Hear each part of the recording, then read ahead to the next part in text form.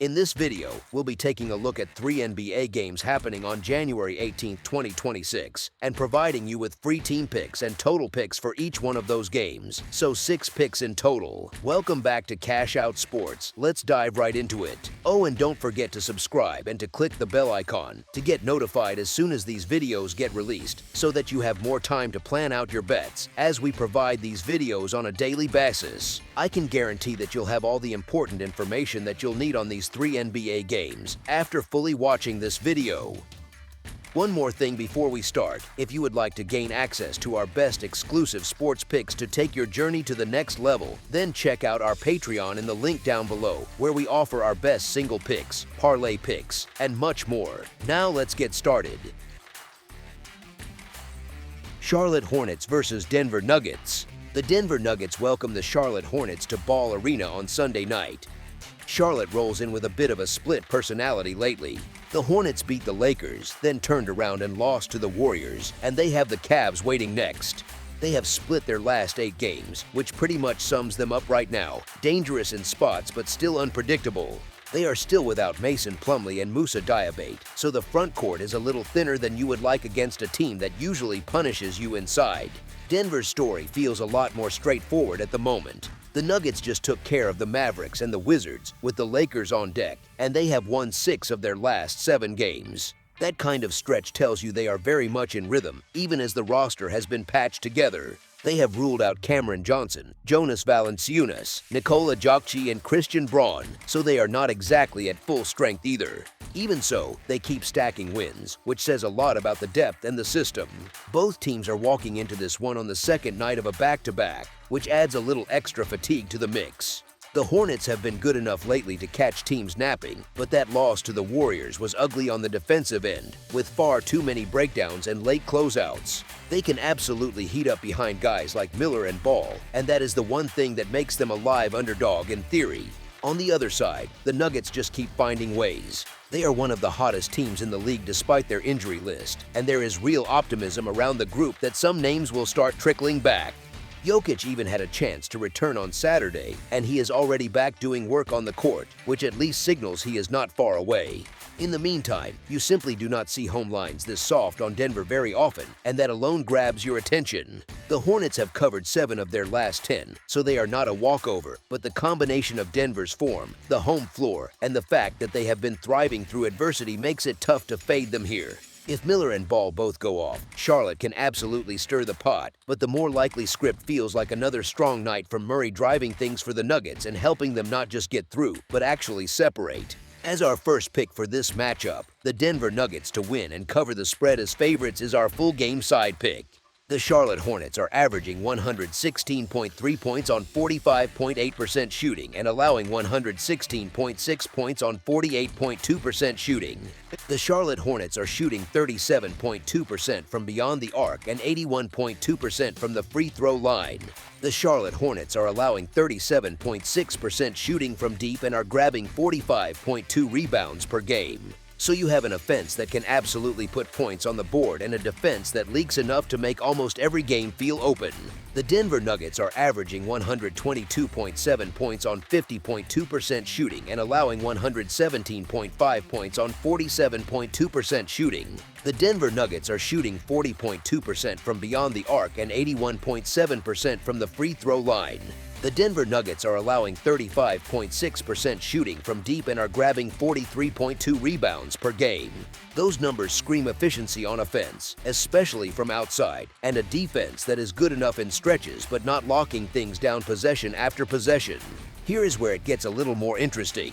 On paper, those stats look like the recipe for another shootout, but both teams are on a back-to-back, which usually means a dip in pace at times, heavier legs on jumpers, and more lean on half-court sets instead of constant running. The Hornets' defense has been shaky, but their offense can go quiet when the shots stop falling from deep, and that can stall games into slower, slightly choppy stretches. Denver's injuries might also trim some of the usual firepower, even if the system still creates good looks, and that can quietly shave a few possessions off the final total. You end up with a matchup where both sides have the ability to score, but the combination of fatigue, missing pieces, and the possibility of long stretches of more deliberate basketball points toward a game that lands a touch lower than the raw averages suggest. As our second pick for this matchup, under the projected total is our full game total pick. Portland Trail Blazers versus Sacramento Kings. The Portland Trail Blazers visit the Sacramento Kings at Golden One Center on Sunday in what suddenly feels like a pretty fun matchup instead of a throwaway late game on the slate. Portland has gone from afterthought to problem team in a hurry, while Sacramento is putting together a streak that actually matches the noise their fan base makes. The Trail Blazers just handled the Hawks and the Lakers, and they have the Heat coming up next. They have won 9 of their last 12 games, which is not some fluke little blip. It is a real run. They are doing all this while still missing Denny Avdija, Scoot Henderson, Matisse Thybulle, and Chris Murray, so the rotation is held together with a bit of tape and belief. They looked sharp in that dominant win over a depleted Lakers group last night, and you could tell the confidence is there. The catch, of course, is that they are on 0 days rest, and that matters once you start chasing shooters and fighting through screens on tired legs. Sacramento, on the other side, has finally started to look more like the version people expected. The Kings beat the Knicks and the Wizards, have the Heat next as well, and they have strung together 4 straight wins. That is the kind of streak that calms everyone down and lets the team lean into what it does best. They are still without Keegan Murray, and Keon Ellis is listed as questionable, so they are not fully loaded either. The big difference is how much more dangerous they look with Sabonis firmly back in the lineup, anchoring everything and making life easier for everyone else. You can absolutely make a case either way here. Portland has been the more reliable ticket lately, both in terms of effort and results, and teams on a heater like this often feel a little underpriced for longer than they should. At the same time, the Blazers are coming off that emotional, comfortable win, hopping right back into another game and leaning on a short-handed core again. Sacramento is the squad that has turned the corner vibe right now, with the offense humming and the spacing built around Sabonis making it really hard to keep them quiet for 4 quarters. You do not have to disrespect what Portland has done to admit that this is a brutal spot for them. Given the Kings' current form, the home floor, and the fact that you rarely want to step in front of a streaking team that just figured itself out, the lean goes towards Sacramento keeping this run alive with another win that is solid enough to take care of the number. As our first pick for this matchup, the Sacramento Kings to win and cover the spread as favorites is our full game side pick. The Portland Trail Blazers are averaging 116.3 points on 44.8% shooting and allowing 118.9 points on 47.2% shooting. The Portland Trail Blazers are shooting 34% from beyond the arc and 78% from the free throw line. The Portland Trail Blazers are allowing 35% shooting from deep and are grabbing 45.2 rebounds per game. So Portland scores plenty, gives up even more, and lives in that zone where almost every game feels like it can get loose. The Sacramento Kings are averaging 110.2 points on 46.3% shooting and allowing 120.7 points on 49.2% shooting. The Sacramento Kings are shooting 34.9% from beyond the arc and 76.2% from the free throw line. The Sacramento Kings are allowing 4.8% shooting from deep and are grabbing 40.6 rebounds per game. Those numbers show a team that shoots it well enough, gives up a lot on the other end, and does not exactly smother opponents on the glass. Put the profiles side by side and you get a pretty simple equation. Portland plays in high-scoring environments because its offense is competent and its defense leaks, and Sacramento's defense has been even more generous on the scoreboard across this stretch.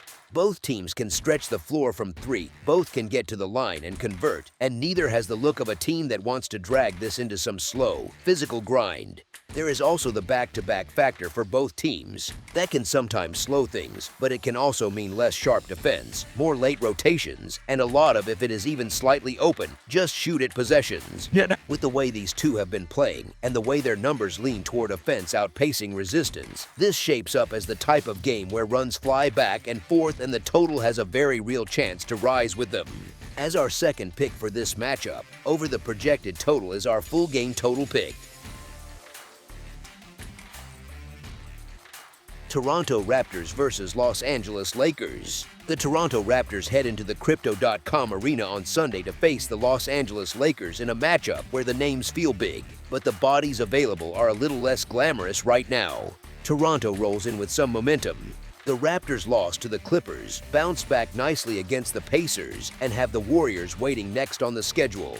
They have taken 8 of their last 13 games, which quietly speaks to a team that has settled into a more dependable rhythm even while juggling pieces. They are still down key contributors, with R.J. Barrett, Jacoby Walter, and Jacob Poeltl all ruled out, and Jamison Battle plus Emmanuel quickly both sitting in that frustrating questionable category. So they are not exactly fully loaded, but they have managed to stay competitive and organized in spite of it. The Lakers, on the other hand, are stumbling. They come into this one after losses to the Hornets and the Trail Blazers, and they get the Nuggets next, which is not exactly a soft landing spot. They have dropped 5 of their last 6 games, and that kind of run wears on a locker room. Their injury list looks even more brutal than Toronto's. Luka Doncic, Austin Reeves, DeAndre Ayton, and Jackson Hayes are all ruled out, which leaves the roster stretched thin and forces role players into bigger responsibilities than usual. Here is the thing, and the Raptors have been dealing with their fair share of injuries, but compared to what the Lakers are juggling, it still feels manageable. Toronto almost knocked off a red-hot Clippers team in its last outing, which tells you their current level is closer to tough out than easy mark. They come into this contest as the more consistent group, with a clearer idea of who they are right now. The Lakers, meanwhile, are not only banged up but also playing their second game of a back-to-back set, and tired legs rarely help a team that is already searching for answers. Honestly, when you stack it all together, the underdog with steadier form and fewer question marks in the rotation looks a lot more appealing than the home favorite that is limping into this spot. As our first pick for this matchup, the Toronto Raptors to cover the spread as underdogs is our full game side pick. The Toronto Raptors are averaging 113.9 points on 47.1% shooting and allowing 112.1 points on 46.1% shooting. The Toronto Raptors are shooting 33.9% from beyond the arc and 77.4% from the free throw line. The Toronto Raptors are allowing 34.4% shooting from deep and are grabbing 43.2 rebounds per game. That profile suggests a team that scores efficiently enough, defends reasonably well, and tends to keep games from getting too wild unless the matchup really pushes the pace. The Los Angeles Lakers are averaging 115.9 points on 49.6% shooting and allowing 116.3 points on 48.6% shooting. The Los Angeles Lakers are shooting 34.2% from beyond the arc and 77.6% from the free throw line. The Los Angeles Lakers are allowing 36.8% shooting from deep and are grabbing 41.4 rebounds per game. So they shoot it very well overall, give up plenty on the other end, and do not dominate the glass, which often leads to games that can swing back and forth but not always explode in every quarter.